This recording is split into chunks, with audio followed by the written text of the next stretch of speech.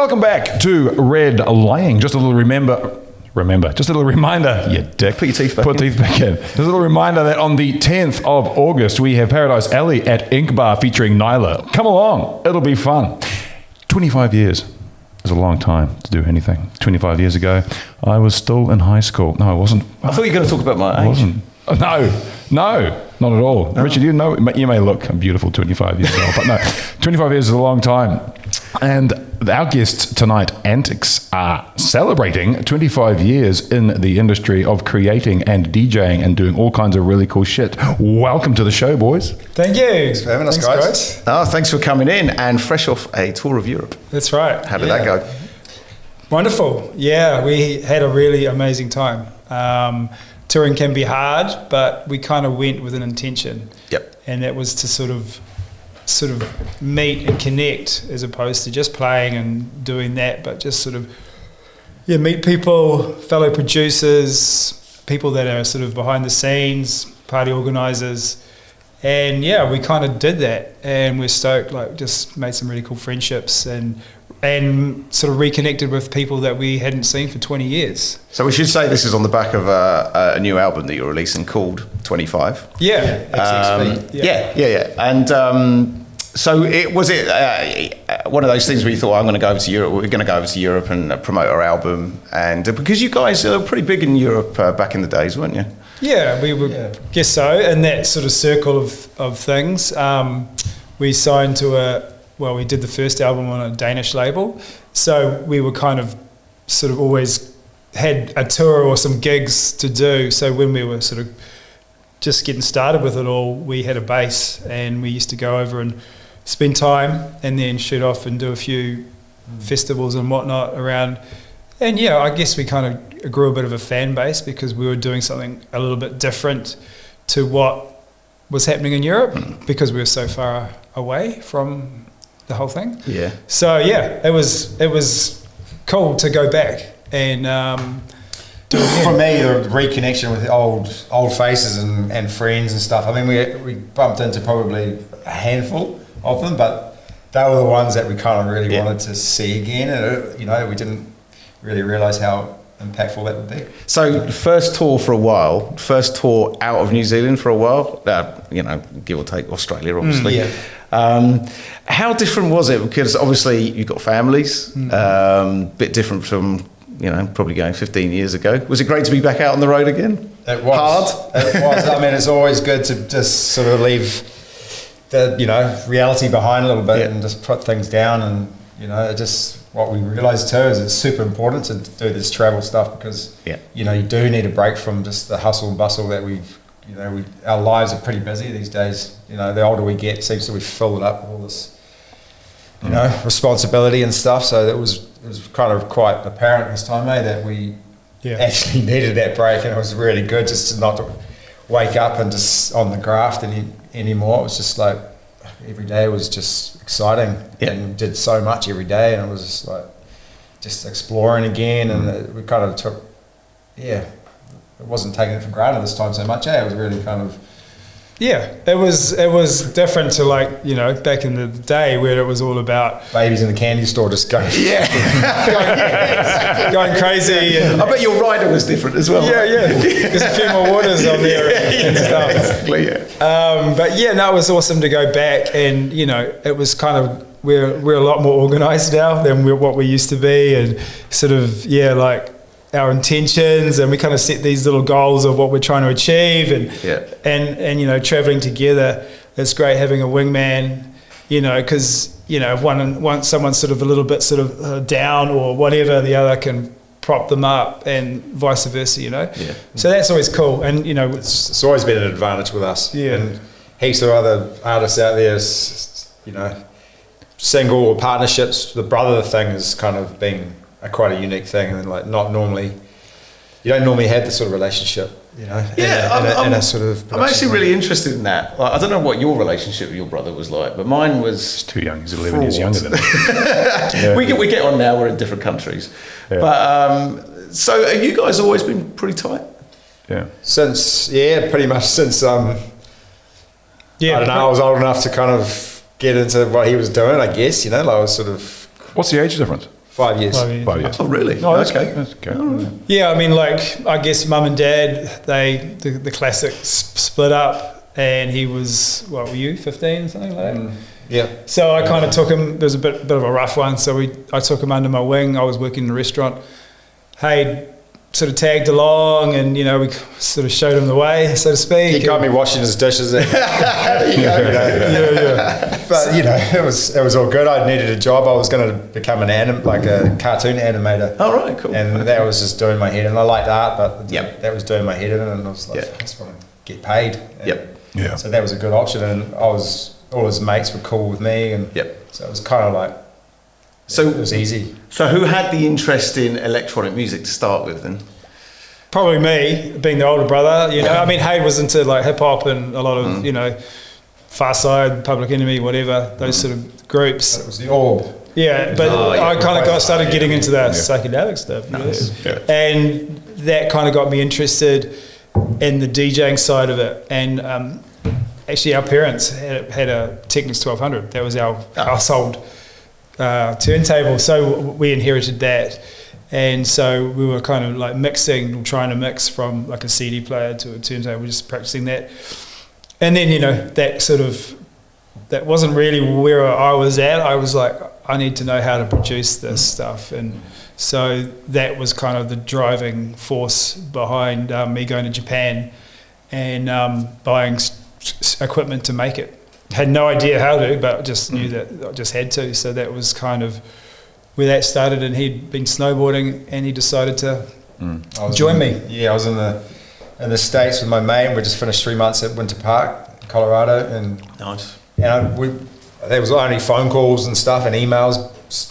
Emails were just coming in. I think we were writing letters. Like letters and stuff. Basically, I remember making a connect call or something to see what he was up to, and he was like down this crackly line, like, "Bro, you've got to come to Tokyo, man." Tokyo. And I went to my mate Joe, "Bro, do you want to come to Tokyo before we go home? I mean, you know, do we have anything else to do?" And he was like, "That sounds cool."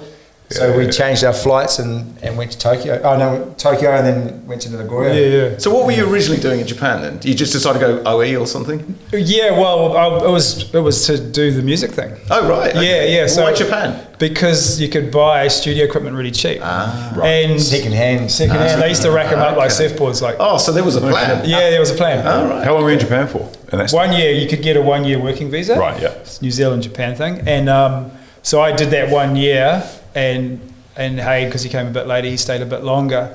But it was I was working in a like a Western style restaurant in Japan, flipping burgers and shit like that.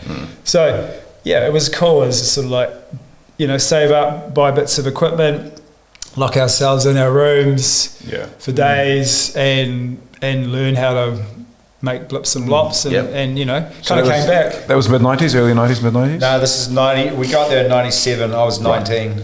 Right. So he would have been 24. Yeah. 97 was when we hit. Yeah, that was the year I was there. Yeah. Came back 98. What was Japanese culture like music-wise? Did it impact you in any way? Yeah. London? Sure. I mean, we went to heaps of amazing parties, like Clubs. like Tsuyoshi Suzuki was one of the big times on Matsuri Records, and you know, like the Psytrance labels and stuff, and then there was one party in particular, I can't remember where it was, but it was like Yokohama Bay Hall or something like that, and it was Extreme were playing. These guys that we just like, you know, like they were guys, and they made this. They had this certain kick drum and the sound to their kick, and we were like, we got to know how we did it. And basically, I got the courage up, went to and asked them at the Dutch courage.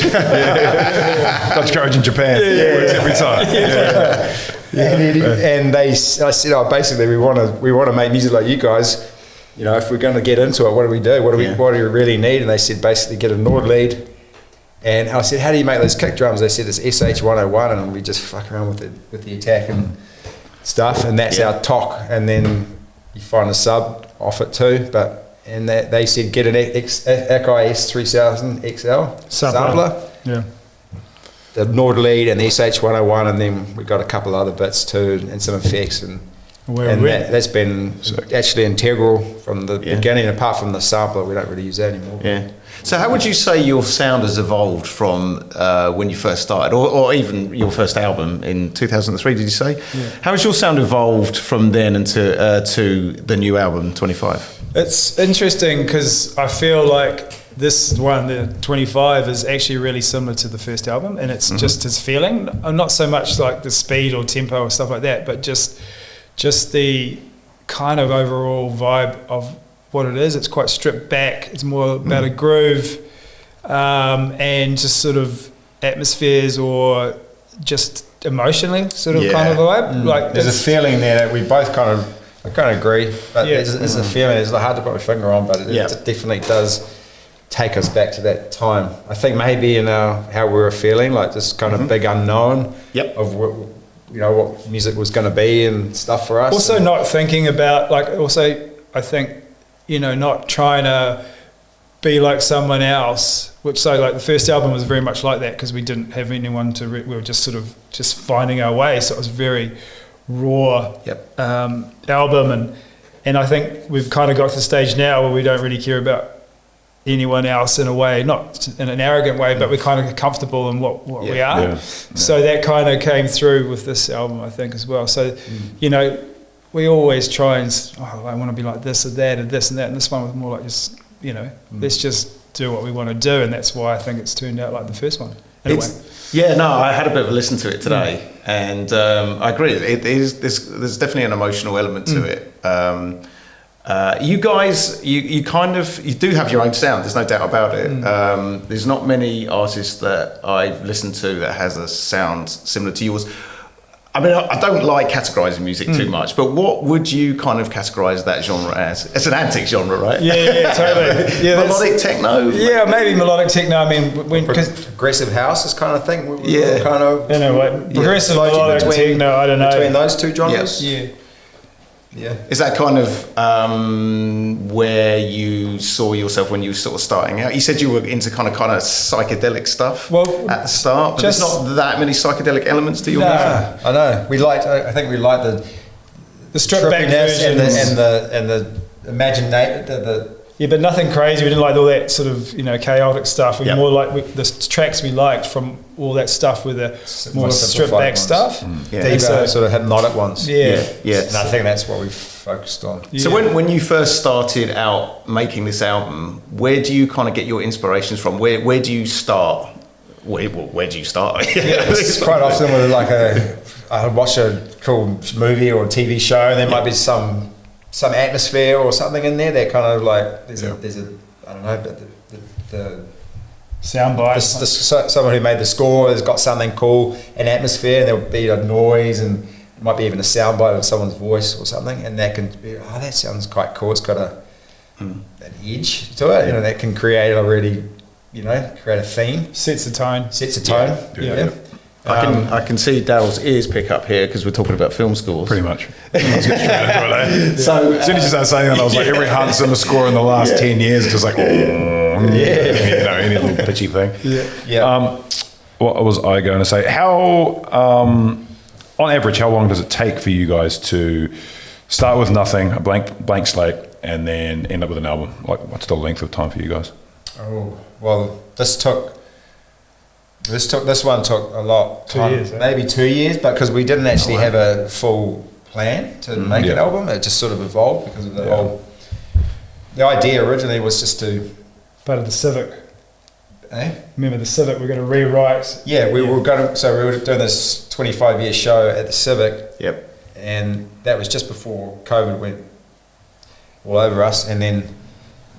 We thought that we would just make tracks that we were just going to rework our original, some of our bigger hits, the ones that we like the most, and just rework those into a new modern format, and that would be enough to kind of like mark the 25-year occasion.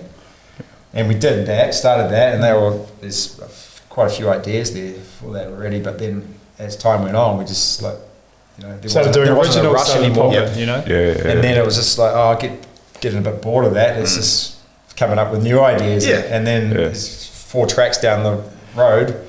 We might as well just keep going. And then we're working with the label, talking about the release dates and stuff, and they've got a huge roster of artists and stuff, so we couldn't just say, well, we need to do it then, and we had to kind of fit in with what was going on with them.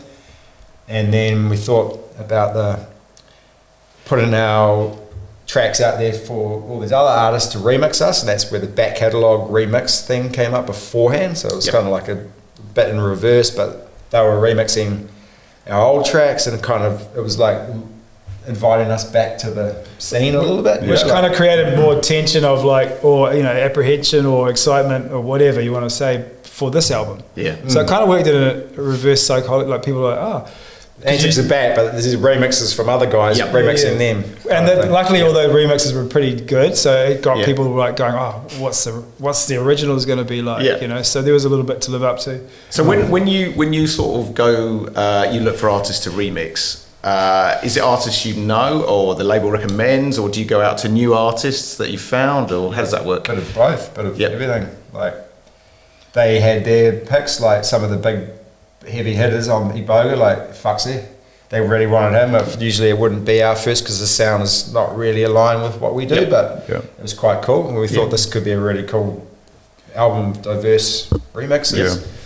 And then we had our picks like John Monkman and Aroha. Oh, right, She did a breaks one, which is cool. And we knew that she would deliver something unique to her. That's cool. Some Aussie guys, and you know, like Cusp, our local Ash. He did I met him at the weekend. He did a really cool one that was sort of originally with old mate that Rinkadink, and then it kind of like Ash did his own version of it, and I liked his one heaps better than what they originally did, so that kind of how it just became his one. What have been some of the more interesting juxtaposition or relationships you've had remixing other people's stuff? Like one of the ones that you just went, fucking, I can't believe that we pulled that off. Us remixing other people?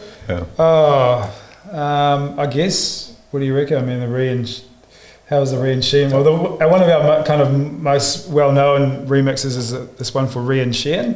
Which has gone, the legs on that have just taken it through. But it was a real slow, I can't even remember the BPM, but it was like 95, 80 BPM. The original, but Jess Chambers, it was very chill. It was like, he does that stuff for Loop, this guy, Ree, and it was, and we had the relationship was with Mikey from Loop, and he and we just loved the vocal. And you know, we were like sort of still exploring and discovering our own musical identity. So we kind of put together this track, Hiding Place, and sped it up. It was like to 128 or something. Remember that? A bit faster. Anyway, it turned out to be like, I guess, one of our biggest hits. Because, and I mean, she's singing about Jesus, finding Jesus, which was kind of weird because we didn't know that till later. And we're like, you know, nothing against Jesus or anything, but you know, it was just kind of weird because that was totally not. It was cool. It was ignorant. I guess sometimes the lyrics are almost relevant, in a way, just the sound of them, you know. And that was pretty cool. Doing that one. And everybody loved it, and we did put some really cool big stabs in there, and it just sort of nice, just made it a good track. But like you asked anyone who what do you want to remix one of our tracks? What do you want to remix? They're, can I remix Hiding Place? It's like, no, we've got 50 of those. We don't need any more. So do you when you sort of play out, do you play remixes of your tunes? So like, because obviously like you create an album, and probably the album is couple of club tracks on it maybe, but like not necessarily created for the club, and then when you go to play it out, you create remixes that are more sort of club orientated. There's a few, this new album there's a few artists that have remixed it already that are just sitting there. We've just got to figure out what we're going to do, and those are definitely different versions of what we've done for sure. And I mean, but we play like from the the remix album, we play heaps of those tracks because it well, there's something also is like you don't really want to play your own music all the time. You know, you kind of want to, but something cool about DJing is playing other people's music, and putting it together. So it's great having a bag full of tunes that is yours but not yours. Kind of.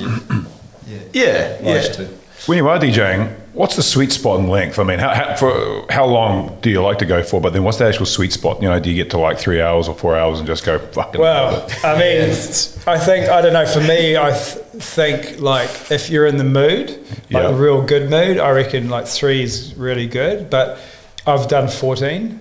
Whoa, really? Yeah. What was keeping you in the mood? I don't know. Could have been. Bloody hell. But you know, that was kind of a crazy one because it was in like a castle in Mexico, and there's like a meteorite storm that lasted like 6 hours. So it was kind of pretty crazy. Sick. It was pretty amazing. Energy in the air. Yeah. But yeah, I mean, 3 hours is good, but you know, also 2 hours. I feel like if it's it just depends. 2 hours, but anything less than 2 hours, it's like I find that quite hard. Yeah. Yeah. 1.5, you just like handing it over to someone else. You're like, just about getting it. So I'd say 3. 3 hours. Yeah. Oh, that's nice. 3 plus 4. Yeah. So you guys play out live quite a lot, and when you started off on the 25, we touched on it earlier with the Winter Garden show at the Civic. That was kind of one of the gigs in this 25-year tour that you were going to do in 2020, or it was actually 2021. Yeah. In the middle of COVID, and COVID put a bit of a stop to it. But that Winter Garden gig was kind of the show where you obviously you played live and you played all your new tunes that you sort of kind of remixed in the studio and stuff. And one thing I noticed about that is you had a shitload of equipment going on there. So when you go and tour, and we did touch on this earlier off camera, how do you then take all that equipment with you? Or how do you streamline that?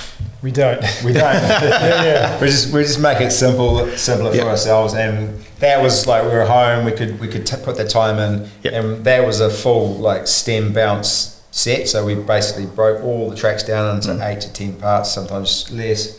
But then we're able to like reproduce certain parts of the track too, because it was so stripped back, you know, and that's why we're able to replace leads and stuff with actual synths and stuff on stage. So when we're touring, it's just too much of a headache, and we'd rather just be in the zone and not be stressing about what could go wrong. We're not really live touring, like Matthew Johnson. Oh yeah, they take all that kind of crew where they. Yeah. It's just full production.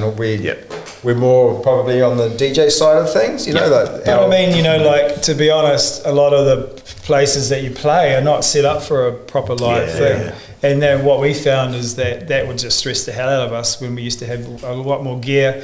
You kind of coming on stage, there's someone in their zone DJing, and they're like, well, where are we going to set up? And they're like, just to the left of them. And you're like, well, it's going to take us half an hour. Look at the size of us, we can't just squeeze over there. So you do. So that's an interesting point. So when do you set up? So like you played a couple of festivals and stuff. Do you get to sound check? Do you get to set up and sound check? Literally, you have to set up half an hour before you go on. Pretty much, and you got to try and be. We're sweet spot is with that is 2 hours before. Right. Yeah. Okay. Get up on stage, plug it all in. There's another table behind usually. Yep.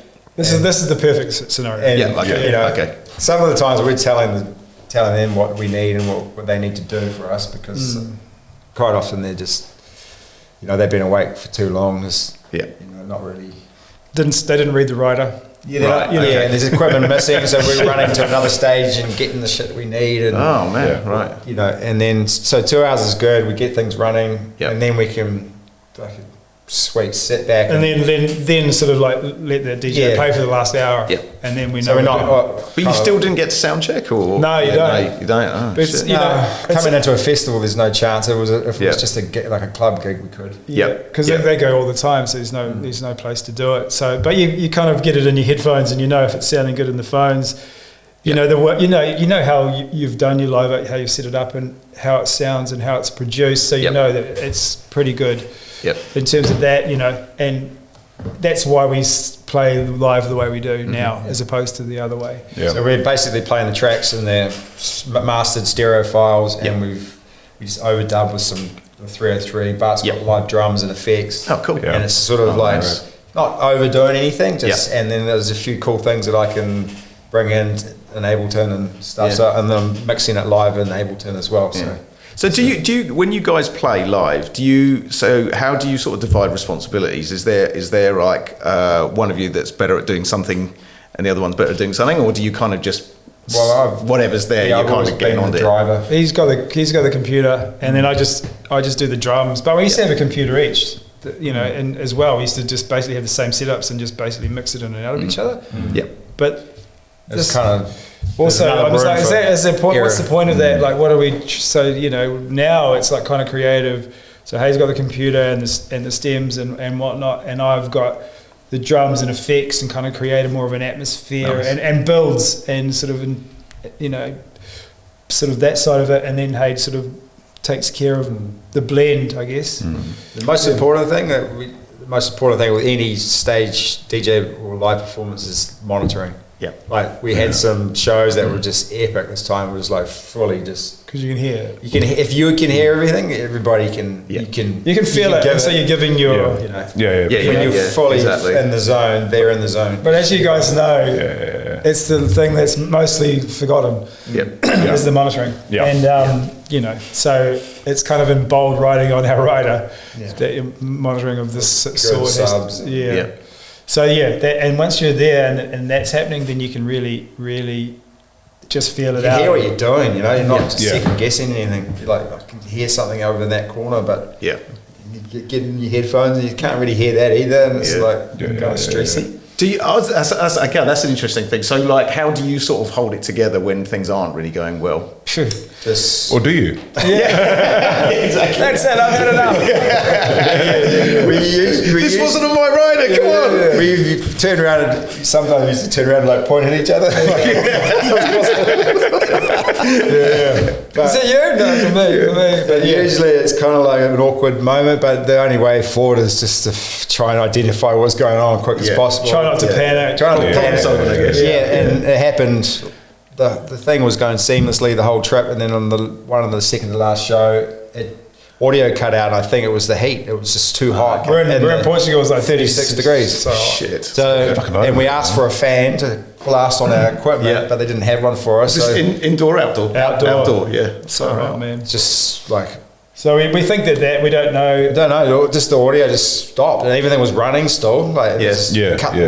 I had the backup ready to come in like on the USBs, and I was like, I just pulled the USB, plugged it back in, and then it fired up again. So okay, well, that's good. That was just like 20 seconds. But best, like back to just not panic and just try and figure out what the problem is and then solve it, I guess. Yeah. So it's one of the worst things about playing live, and not being intoxicated, just being in your zone so that you can manage it. It's high on music, man. Cast your mind back 20 years ago. You still think the same.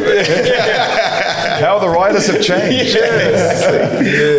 So obviously New Zealand, playing out in New Zealand is slightly different to going to Europe. When you went to Europe, were you a bit shocked about, not shocked because you've been there before and everything, but it is so much busier. There's so much more going on. How did you find that experience? Great. It's just so inspiring, and you kind of like, it is, like you say, it's hard to sort of come back and kind of, reintegrate. It's pretty cool to see, especially in Germany, like how evolved and how much of the culture electronic music is.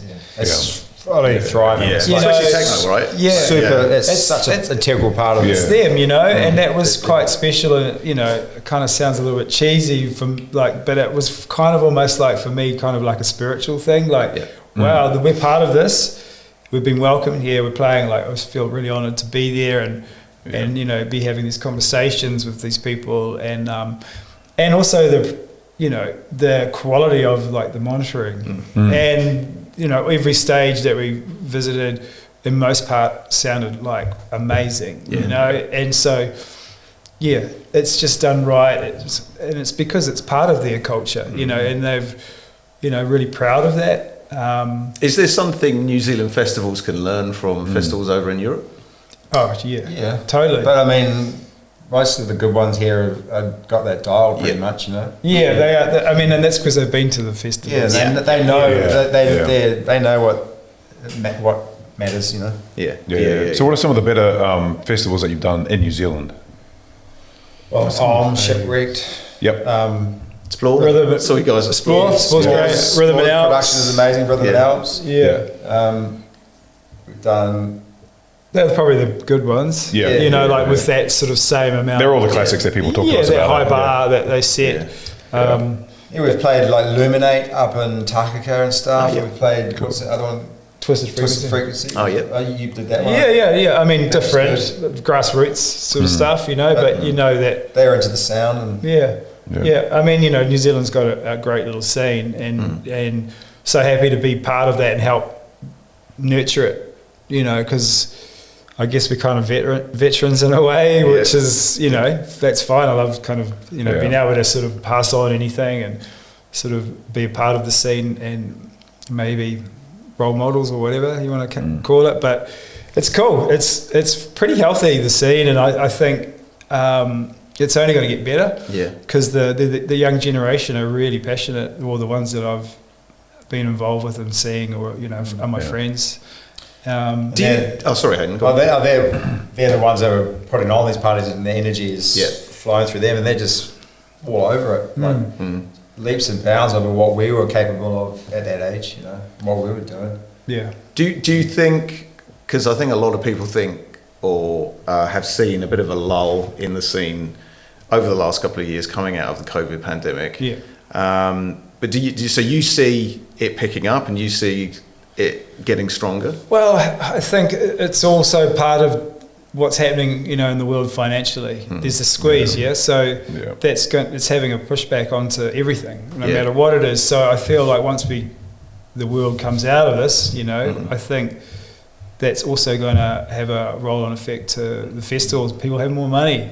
They can afford to come to these parties and you know, buy the tickets and you know, just... Yeah, it's a tricky one because at the same time, it's like, can the promoters just stop raising the ticket prices? Yeah. At the moment. I don't know how the artists feel about this, but I mean, we are in a financial crunch, and ticket prices, I swear they've gone up like 30% in the last 2 years. Which I don't think is... I'd rather have lower ticket prices and more people than high... So I don't understand that one, and I've kind of voiced that to certain people, but I still don't get it. So I don't know. But I think we've always had this issue. We don't have the population as well. Yes. Like that's a huge. Yeah. But they're having it in Australia. Australia as well as The Splinter in the Grass didn't happen this year, which is fucking massive. Yeah. They didn't even bother. No, They canned just it. didn't. They just pulled out of it, and it's, they don't want to take any risks. It's you know, as soon as those ticket sales haven't reached that point, it's like, well, no, we're canning it, and that's kind of that's the state of it. And I think none of these big guys are taking any risks. No. I'm talking about, you know, Live Nation and stuff like that. Yeah.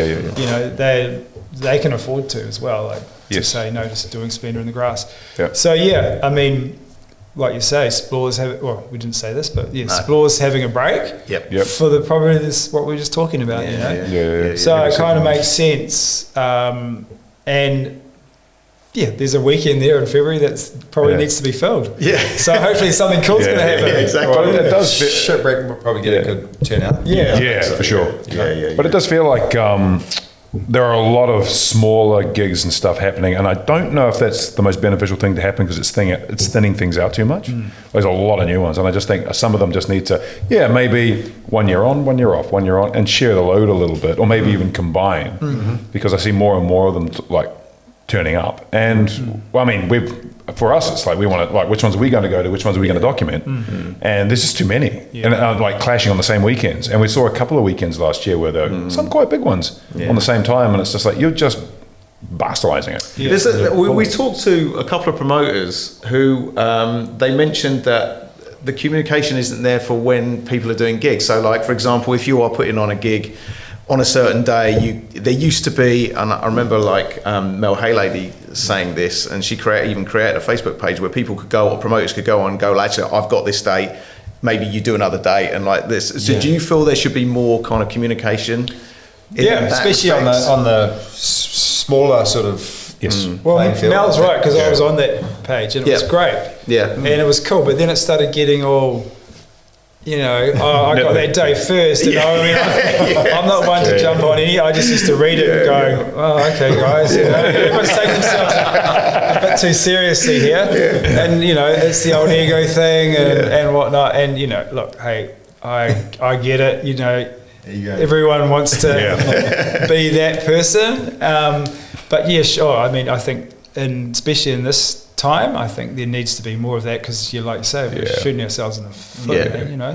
So support each other and you know, and backing off where you need to, and rising up when you need to. I'm hoping that maybe out of all this, that could be something, hopefully, that people get from it. Like, let's work together as opposed to working against each other. I think that goes with a lot of things in New Zealand, though. We unnecessarily compete here. It's too small. We cannot compete. We cannot compete with each other because you're fighting over the smallest pool of the pot in the entire world, kind of. And it's like, why are we fighting over it? Work together and make it happen, you know what I mean? Because I see a lot of people like yourselves go overseas, thrive. They look like they're having the creative time of their lives. And then they come back here and it's just, you can see it in the faces. It's just like, what is going on? You know? It's kind of, it is like, it's so interesting, because we're doing for this album, we're going to do a few parties, one in Auckland, we're doing one in Melbourne, and we're doing that with you guys heard of the Rainbow Serpent Festival? Yeah, so the Rainbows, we've been going to the Rainbow since we were, you know, that 25 or whatever, and so it's great having them behind us. They're supporting us with this one in Melbourne. But just working with them has been a real education for us, because it's like, you know, I've worked with people in parties here, and it's just like, you know, you do this, it's really disorganized, and, you know, and you wonder why things sort of fall apart at the seams. And then working with these guys, it's like we're having like one Zoom a week.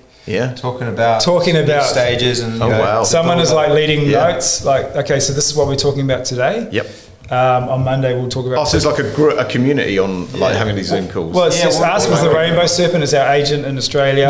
It's the social media public relations person, and then there's the production team. That's amazing. And so, and this is only for a 450 people party. It's just, that's incredible. And it's just like, this is how serious, this is what I'm talking about in Germany as well, or Europe. It's like, this is not just a thing, it's actually something, you know?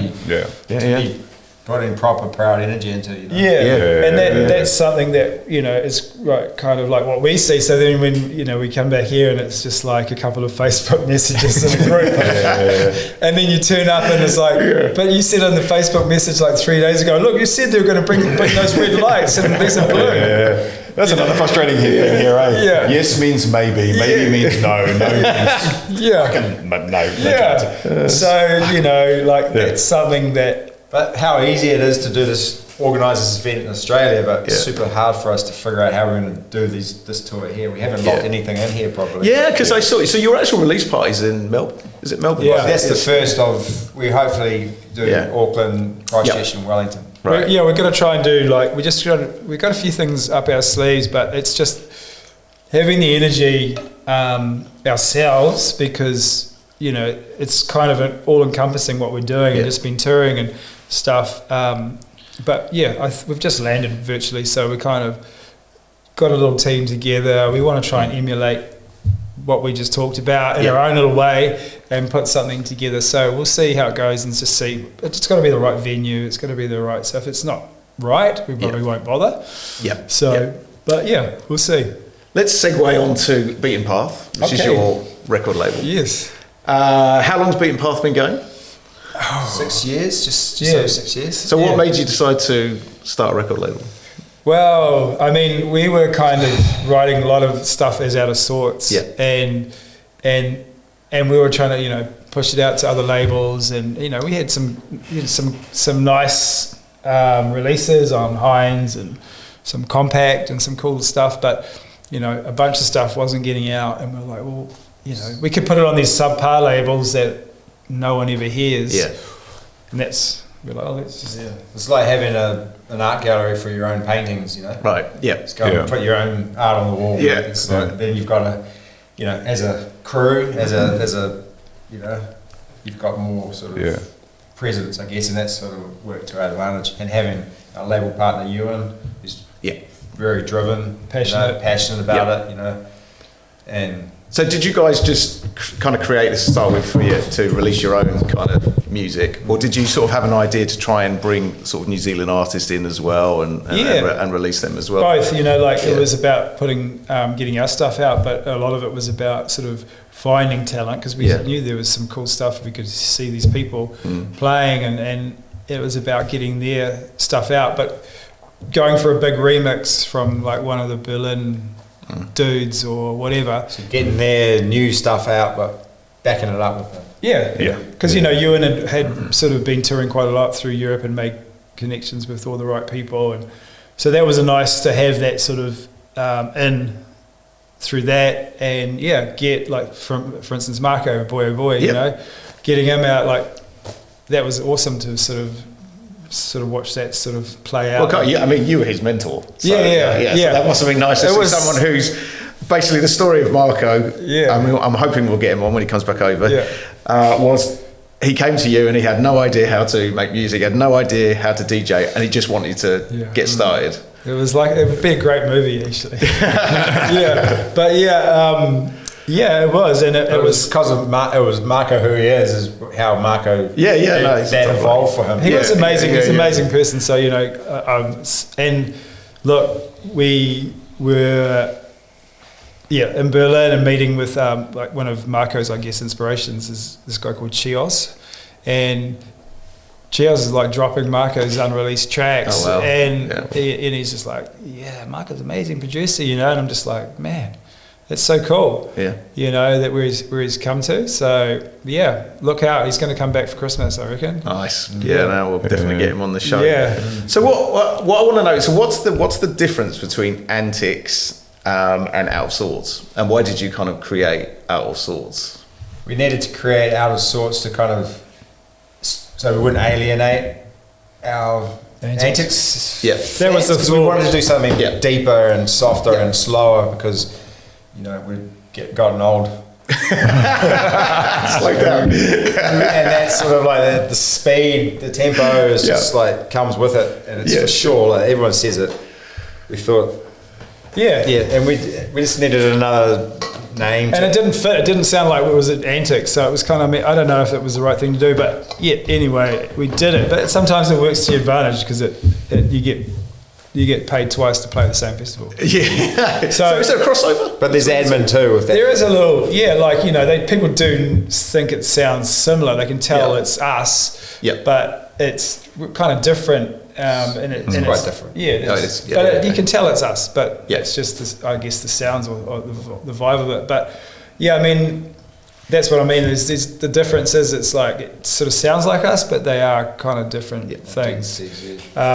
And Out of Sorts was a bit more sort of based towards the European Berlin sound that we were kind of into and still are. And so that's where we put that energy, and we actually put Antix to the side for like years. We didn't actually think we were going to pick it up again. Oh, really? 14 years ago was the last album. So So we kind of just like, well, that's done. We're Out of Sorts now. Oh, okay. You know, it was Owen who just thought that he needed the story to be told. And they were like, oh, does it? And then it's like, this is a cool story. So that kind of that flame that up again. And so when he came, this is Owen from Lo-Fi, a friend of the show. So when he came to you with this idea, did you kind of go, or did you go, we'll be keen to pick this up again? Yeah, I liked his energy. I liked his energy, and he had a fresh take, and I was like, really? You think this is worthy? Me being me, like questioning everything. But you know, I was like, this is quite cool, and I like the environment he created for the interviews and stuff. And it was actually quite fluid and it flowed, so it was cool.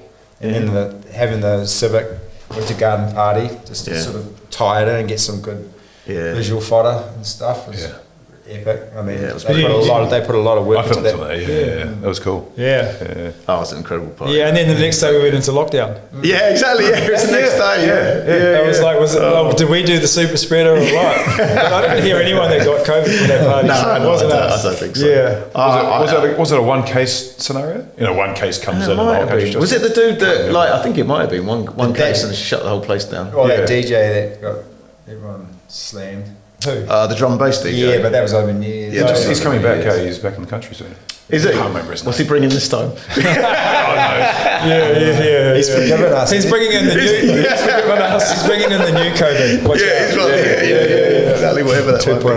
Yeah. So, is it beaten path more a vehicle for outsourcing? Yes. Or vice versa? Definitely. Yeah, we don't see ourselves putting Antix on No, there. it's definitely an out of sorts. But I mean, Antix, we released it on the Boga Records, and they've evolved so much over the years too. Like basically a Psytrance label now, and Oh, right. Okay. huge in that scene, and they're like Are they Kiwi based or they're the Denmark one? Denmark guys. Yeah. So when you went to, so you've obviously released your new album on a Boiler again, Yeah. right? Is that being a Psytrance album? How did that come about then? Was Well, it just like a kind of because we've got the connection with Yeah. them, and they were like they're 25 years doing it too. Yeah. They maybe a couple of years. So it was kind of a retrospective thing. That was like, Totally, and and ours the- will be like the ambient album Yep. of their catalogue, but And we were always the ambient album of the catalogue. Yeah. Yeah. So, you know, but that's okay. I mean, you know, Boga, we're putting this out on double vinyl again. And Nice. Oh, So, yeah. you know, there's not many places, not many labels that you can do that. Yeah. It's a And good opportunity, you know. They've got a good foot in the scene, and Yeah. and it's just the right place. It's just pretty cool. feels right. And yes, super supportive. And yeah, it's a shame we didn't actually get back to Denmark this year, but I think next year we're actually going to go back and tour again. We had such a good time. Yeah. Nice. Might go for longer and take the family. Yeah. Oh, How long were you gone this time around? Maybe a month. Just a month. Yeah. How often were you performing? Like not every day? We landed and went straight to Fusion, and then after Fusion, basically needed 2 weeks to come down from that, and we had one gig for cancel on us. There's a landslide that came through. no. Switzerland. Oh, It was shit. pretty sad. Like Yeah. the town got wiped out, and then Far out. Where was that, sorry? Switzerland. near Milan. Yeah, up the top. Oh, shit. And then we had the UK, Noisily, which was awesome. We played twice there. Saturday and Sunday. So where in the UK did you play? Up in Leicestershire. Oh, yep. Yeah. Was that a festival? Yeah. Oh, yeah. It's called Noisily. And the forest is beautiful. Yeah. Yeah. It's Nice. been going for the last 6 or 7 years. Yeah, it's a great wow. festival. Sure. Like, man, like, you know, some... They do it well, drum and bass stage, like the drum and bass heads there. they're just, Yeah. We walked through the drum and bass. Quite a lot and got stuck Actually, just there. got stuck. And just go, what are we doing, mate? In this techno music. This is sick.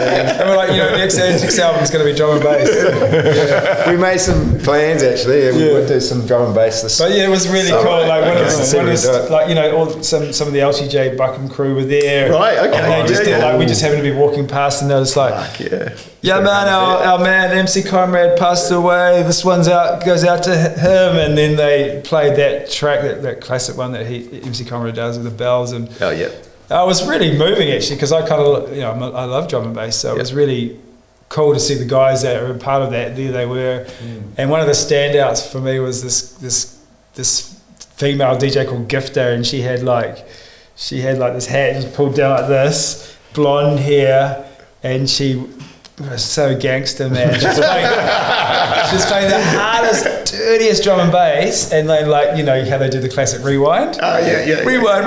Yeah. And then she'd just come out, stand on the deck, scull a bottle of tequila, back in, and then off she'd go again. And I was just like, whoa. Every man in the audience is just like, Yeah. honey. I know. I mean, I was just like, holy shit, check this out. And I was like, yeah, I see. Yeah, it was pretty cool. And to New Zealand. Gifter, who knows? Yeah. So, what kind of reaction did you guys get from the crowds then over in Europe and UK? Are they familiar with Antix? Yeah. Noisily were great. Like, they love the Antix because that's kind of how we're known there.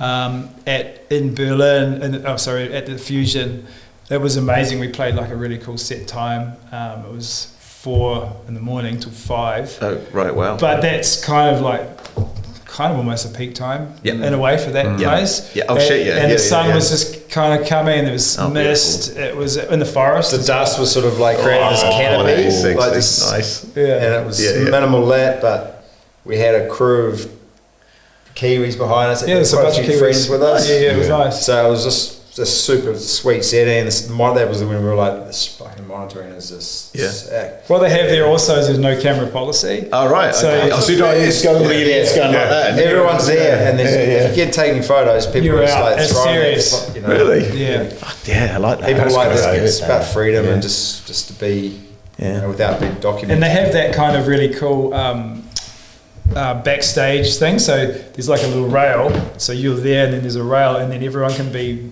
around. You know, whoever's allowed backstage. Yeah. So there's a bit of a party happening behind you, which is kind of nice. Because sometimes you're up on stage and it's like real.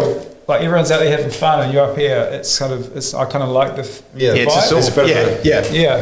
Boiler room Kind of being in the thick of it, kind of thing. Yeah, it's great. Yeah. And so that was really cool. But yeah, I mean, you know, you could see the people were loving it, and because you're just feeding off it. So yeah, I mean, it was cool. I mean, a lot of them wouldn't have known us. I don't think some of them were there. Some of them were there. They came to see us. They could, you know, we're listening, like making our eye contact, and like you would know you kind of thing. But that's cool. There would have been, I don't know, 4,000 people something on that stage that time. I mean, there's 80,000 people at the festival. Yeah. But we had they do festivals well over in Europe. So it was pretty. I mean, like Max Cooper played, and just so many bigger names. That was a career highlight for us playing on that stage particularly. So we played at Fusion. I played 11 years ago. And then together we played when Fusion just started, when it was only 20,000 people. Yeah. So whereabouts? See, it was in Germany. Whereabouts in Germany is it? It's between Hamburg and Berlin. Right. South of Berlin. So, No, north of Berlin. Is it? Yeah. So you're on the way. So it's kind of in the middle of no man's land, really. Yeah. It's an old Russian. Sometimes the best places, isn't it? Yeah. When they're like, Sounds awesome, mate. That's cool. Yeah. They utilize the old hangars in some situations, so that, you know, you go in there and full rave cave. Fuck yeah. That's me. Not Woodstock though, hopefully. No. 99. Yeah. Have you seen that dog? Christ, Yeah, totally. They have a lottery system too for get tickets there. Oh yeah.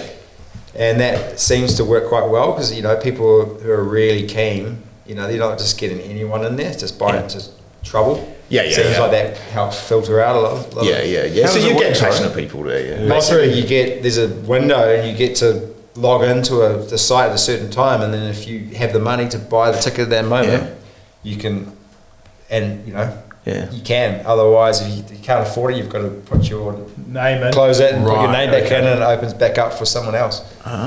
And then you might get a chance at another. So like having a guest list is like people like You've got a guest list, but guest list people have to pay too. Yeah. That's almost a throwback, apart from maybe the financial part of it, a throwback to like when you used to do raves back in the 90s, where you used to get a flyer that you had to phone a number and they'd give you the location, you know, like all that mystery that surrounded the old raves back in the UK.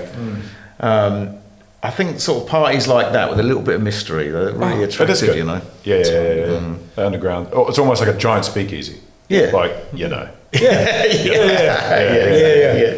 don't know about it until the day of it, and it's What's his name who does that? He came over recently. You don't know he's coming, and then he announces 2 days before that he's coming along. Freddie again. Clever. Clever. Yeah. Way to build it up. Yeah. So, what have you guys got coming up later in this? So, obviously, you're doing your release party in Melbourne, and you're trying to get a few shows in New Zealand. Have you got anything for festival season lined up? We've got Well, not officially. Sorry, But cut that out. But pretty sure. Well, we've been politely asked. Well, you have to now because you said it on our show. So. It's an exclusive. And we filled out our application today for Shipwreck. So even you guys have to fill out an application. Everyone's got it. You got it. Fucking hell. And then what else? I mean, maybe Rhythm and Alps for something down there. And just sort of. That's about it, though. There's not much going on. Got a few smaller gigs, you know. here and there.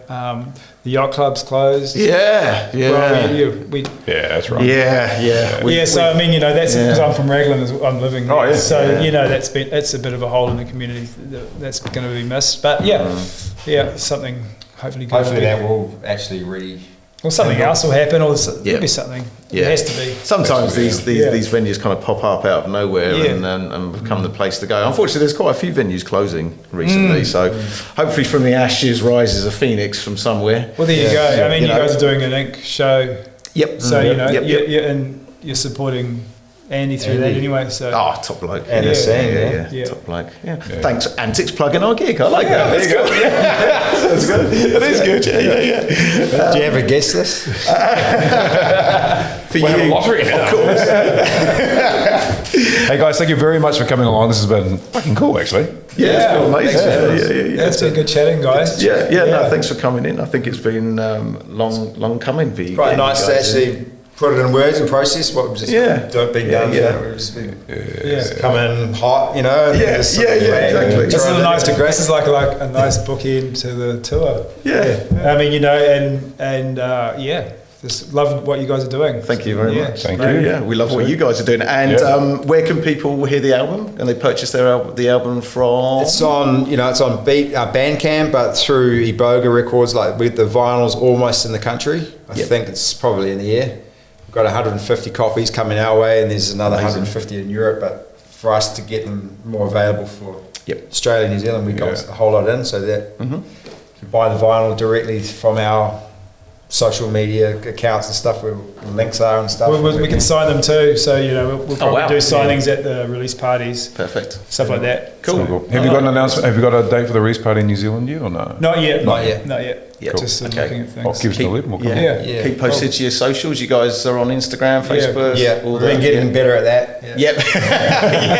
There's a process. Things have changed in 25 years. That's a big part of it now. You've got to be an influencer. Well, we'll put all your links down at the description like we usually do. And Barton and Hayden, thank you very much for coming on. Thank you very much. Cheers. Cheers.